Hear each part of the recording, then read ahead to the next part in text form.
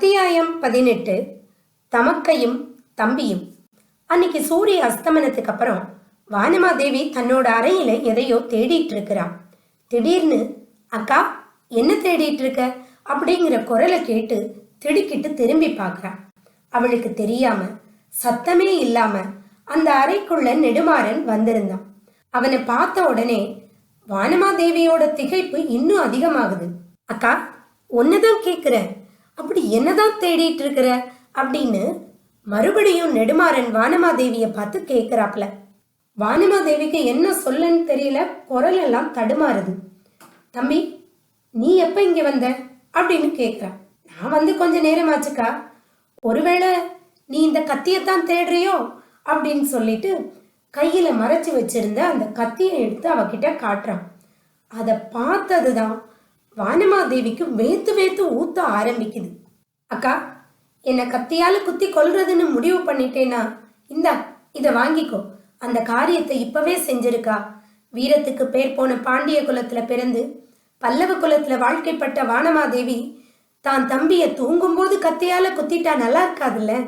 பிறந்த குலம் புகுந்த குலம் ரெண்டுக்குமே கெட்ட பேர் தானேக்கா அப்படிங்கிறான். இத கேட்டதுதான் வானமாதேவிக்கு ஒரு பக்கம் அவமானமா இருந்தா கூட இன்னொரு பக்கம் கோபமும் ஆத்திரமும் வருது. வானமாதேவி ஏதோ சொல்லணும்னு நினைக்கிறா. ஆனா அவளோட வாயிலிருந்து ஒரு வார்த்தை கூட வெளிவரல. நெடுமாறன் தான் மறுபடியும் பேச ஆரம்பிக்கிறான். அக்கா, ஒருவேளை என்னைய விஷம் கொடுத்து கொல்றதுன்னு முடிவு பண்ணியிருந்தேன்னா, கொடுக்கிற விஷம் என்ன நிச்சயமா கொல்லக்கூடியது தானான்னு பார்த்துட்டு கொடுக்கா. ஏன்னா நீ எவ்வளவோ சிரமப்பட்டு வாங்கி வச்சிருந்த அந்த விஷத்தை அரண்மனை தோட்டத்துல உள்ள மான்குட்டிக்கு கொடுத்து பார்த்தேன்க்கா. அது உயிரை விடும் வழியா இல்ல, முன்னை விட அதிகமாவே துள்ளி விளையாடுது அப்படிங்கிறான். நெடுமாறனுடைய ஒவ்வொரு வார்த்தையும் விஷம் தோய்ந்த அம்பை போல் வானமாதேவியின் நெஞ்சில பாஞ்சு அவளை கொல்லாம கொன்னுகிட்டு இருக்கு. அந்த வேதனையை பொறுக்க முடியாதவளா தயங்கி தயங்கி, தம்பி இதெல்லாம் என்ன பேச்சு, நானாவது உன்னை கொல்றதாவது அப்படிங்கிறா வானமாதேவி. அக்கா, பல்லவ குலத்தில் வாழ்க்கைப்பட்டதற்கு பொய்யும் புனைச்சுருட்டும் கற்றுக்கொண்டாயா? நேற்றிரவு புவன மகாதேவியிடம் யோசனை கேட்க போனாயே, அவர் இந்த யோசனையைத்தான் உனக்கு சொல்லிக் கொடுத்தாரா அப்படின்னு கேட்கிறான் நெடுமாறன். வானமாதேவிக்கு அவளோட கோபத்தை காட்டுறதுக்கு ஒரு வழி கிடைச்சிருச்சு. கடுமையான குரல்ல தம்பிய பார்த்து சொல்றா, நான் நினைச்சபடியே நடந்துருச்சு. இதையெல்லாம் உனக்கு சொன்னது அந்த சோழ நாட்டு பெண் தானே அப்படின்னு கேக்குறா. அக்கா, அந்த பேதை பெண் மீது ஏன் உன் ஆத்திரத்தெல்லாம் காட்டுற? தேவையே இல்லக்கா. அவள் இதற்கு பாத்திரமே இல்லாதவள். கொஞ்ச நேரத்துக்கு முன்னுக்குட்டி அவ என்கிட்ட இதை பத்தி பேசினது என்னவோ உண்மைதான். ஆனா இந்த கத்தி காணாமல் போனது இன்னைக்கு இல்லையே, 2 நாளைக்கு முன்னுக்குட்டியே கத்தி காணாம போயிருச்சுல்ல. 2 நாளைக்கு முன்னாடி இருந்தே நீ இந்த கத்திய தேடிட்டு இருக்கிறல்ல அப்படின்னு கேக்குறான் நெடுமாறன். நெடுமாறன் இப்படி சொன்ன உடனே வானமாதேவி திகைச்சு நிக்கிறா. ஆனாலும் சமாளிச்சுக்கிட்டு சொல்றா, சமண சித்தர்களால் அறிய முடியாதது ஒண்ணுமே இல்ல போல இருக்கே அப்படிங்கிறான்.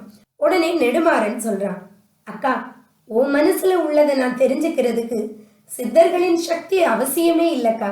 கள்ளங்கபடு அறியாத உன்னோட முகமே உன் மனசுல என்ன இருக்குங்கிறத காட்டி கொடுத்துருதுக்கா. அக்கா, நான் ஒன்னும் குருடும் செவிடும் இல்லையே. இந்த அரண்மனைக்கு வந்ததுல இருந்து என் கண்களையும் காதுகளையும் திறந்து வச்சுட்டு தானே இருக்கேன். அக்கா, இந்த கத்தியை நீ எப்பவுமே இடுப்புல வச்சுக்கிட்டு இருந்ததை நான் பார்த்தேன்க்கா. இதை நீ ஒரு தடவை ஞாபக மறதியா தரையில வச்ச. உனக்கு தெரியாம இதை எடுக்கிறதுல எனக்கு எந்த விதமான சிரமமும் இல்லை அப்படிங்கிறான் நெடுமாறன். உடனே வானமாதேவி, எப்பேற்பட்ட அசடுனா அப்படின்னு முணுமுணுக்கிறா. நீ அசடு இல்லக்கா, ஆனா இந்த காரியம் செய்யறதுக்கு உன்னோட மனசு இடம் கொடுக்கல. அதனாலதான் மனசுல உள்ளதை மறைக்க தெரியாம பைத்தியம் பிடிச்சவ மாதிரி நீ அங்கேயும் இங்கேயும் அலைஞ்சுக்கிட்டு இருக்க. 10 வருஷத்துக்கு முன்னுக்குட்டி நீயும் நானும் மதுரை அரண்மனையில இருந்த போது என் மேல எவ்வளவு பாசமா இருந்த. ஏங்கா இப்ப திடீர்னு இப்படி மாறிட்ட? நான் குழந்தையா இருக்கும் போதே என்னோட அம்மா இறந்து போயிட்டாங்க. அரண்மனையில தாயின் அன்பே அறியாத எனக்கு நீதானக்கா அக்காவும் அம்மாவுமா இருந்த. ரொம்ப காலமா நீதானே என் சொந்த அக்கான்னு நான் நினைச்சுக்கிட்டு இருந்தேன். உன் கல்யாணத்தப்பதானக்கா தெரியும் நீ என் சொந்த அக்கா இல்ல, என் மாற்றாந்தாயின் மகள்னு அப்படிங்கிறான் நெடுமாறன். வானமாதேவி கண்கள்ல இருந்து தார தாரையா கண்ணீர் வடியுது. நெடுமாறா, அதையெல்லாம் இப்ப எனக்கு எதுக்கு நீ ஞாபகப்படுத்திக்கிட்டு இருக்க அப்படின்னு அழுதுகிட்டே கேக்குறா வானமாதேவி.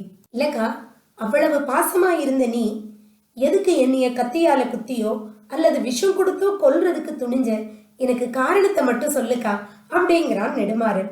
தம்பி, என்னை மன்னிச்சிரு. அவர் யுத்தத்துக்கு போகும்போது இந்த பொறுப்பை என்கிட்ட ஒப்படைச்சிட்டு போனாரு. உன்னால ஏதாவது இங்கே அபாயம் நேரலான்னு எச்சரிச்சாரு. அப்படி எதுவும் நடக்காம நான் பாத்துக்கிறேன்னு அவருக்கு நான் வாக்கு கொடுத்திருந்தேன். ஆனா அவருக்கு நான் வாக்கு கொடுக்கும்போது நீ இந்த மாதிரி சதி செய்வேன்னு நான் என் கனவுல கூட நினைக்கல அப்படின்னு சொல்லிட்டு மறுபடியும் அழ ஆரம்பிக்கிறா வானமாதேவி. அக்கா, நான் என்ன சதி செஞ்சேன்னு நிஜமா எனக்கு தெரியல. நீ உன் கணவருக்கு என்ன வாக்கு கொடுத்த? என்னை கத்தியால குத்தி கொன்னுருவேன்னு வாக்கு கொடுத்திருந்தேன்னா அதை பத்தி நீ கவலையே படாத. நீ இப்பவே உன்னோட வாக்குறுதியை நிறைவேற்றலாம் அப்படின்னு சொல்லிட்டு அவ கையில கத்திய கொடுக்குறான் நெடுமாறன். தம்பி, நான் ரொம்ப வருத்தத்துல இருக்கேன். நீ தயவு செய்து என் கூட விளையாடாத. நீ எதுக்கு இங்க வந்த அதை மட்டும் சொல்லு அப்படிங்கிறா வானமாதேவி. அக்கா, நான் ஒன்னும் விளையாடலக்கா, உண்மையாத்தான் சொல்றேன். உன்னை நினைக்கும் போது எனக்கு எவ்வளவு கர்வமா இருக்கு தெரியுமா? பாண்டியர் குலத்தில் பிறந்த பெண் இவ்வளவு பதிபக்தி உடையவளாக இருப்பது ரொம்ப பொருத்தமா இருக்குக்கா. பாண்டியர் குல தெய்வமான மீனாட்சி தேவி பெற்ற தகப்பனான தக்ஷனை நிராகரித்து விட்டு சிவபெருமானே கதின்னு வரலையா? பிறந்த வீட்டாரால் புருஷனுக்கு ஏதேனும் கேடு நேர்வதாக இருந்தால் புருஷனுடைய நன்மைக்கான காரியத்தை திடமாக செய்வதுதான் பாண்டிய குல பெண்களின் மரபு. ஆனா நான் என்னக்கா உனக்கு கேடு பண்ணுனேன்? எதுக்காக நீ என்ன சந்தேகப்பட்ட? எந்த விதத்துல நான் உன்னோட மன வெறுப்புக்கு பாத்திரமானேன்? அதை மட்டும் சொல்லிட்டு இந்த கத்தியால என்ன குத்திருக்கா அப்படிங்கிறான் நெடுமாறன். தம்பி, அதை என் வாயால வேற சொல்லணுமா? நீ அழைத்து வந்திருக்கும் பாண்டிய சைனியத்தை கொண்டு காஞ்சி நகரையும் பல்லவ சிம்மாசனத்தையும் கைப்பற்ற வேணும்னு நீ சதி செஞ்சிருக்கல்ல. இந்த மாதிரி துரோக சிந்தை எனக்கு ஏற்பட்டு இருக்கிறதா உனக்கு ஏன் சந்தேகம் வந்துச்சு? யார் சொன்னாங்க அக்கா அப்படின்னு கேட்கிறான் நெடுமாறன். யார் சொல்லணும்? உன் முக தோற்றம், உன்னோட நடவடிக்கை, பேச்சு எல்லாம் தான் அந்த சந்தேகத்தை எனக்கு உண்டாக்கிச்சு. வாதாபிக்கு போறது சந்தேகம்னு சொன்னேன். இந்த அரண்மனையிலேயே அடைக்கலம் தந்தால் இங்கேயே இருக்கிறேன்னு சொன்னேன். எப்ப பார்த்தாலும் ஏதோ சிந்தனையிலேயே இருக்கிற.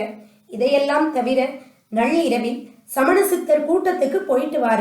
சமணர்களினுடைய சூழ்ச்சியில் நீ அகப்பட்டு கொண்டதுக்கு பிறகு நான் உன்னை சந்தேகப்படாம எப்படி இருக்க முடியும் அப்படின்னு கேட்கிறா வானமாதேவி. அக்கா, வீணா சமணர்களின் மீது பழி சொல்லாத. அவங்க வருங்கால நிகழ்ச்சிகள் சிலவற்றை எனக்கு காட்டியது உண்மைதான்.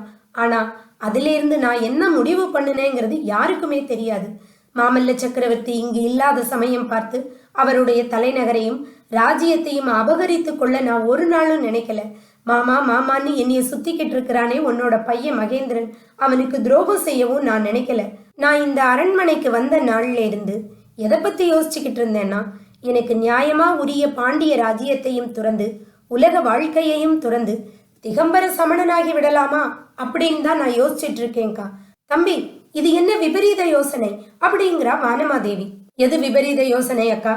ஆறறிவுள்ள மனிதர்களை புலிகளாகவும் ஓநாய்களாகவும் ஆக்கி லட்சக்கணக்கான ஜனங்கள் ஒருவரை ஒருவர் கொன்று மடிவதற்கு காரணமாக இருக்கும் இந்த ராஜ்ய பாரத்தை ஏற்றுக்கொள்வது விபரீத யோசனையா?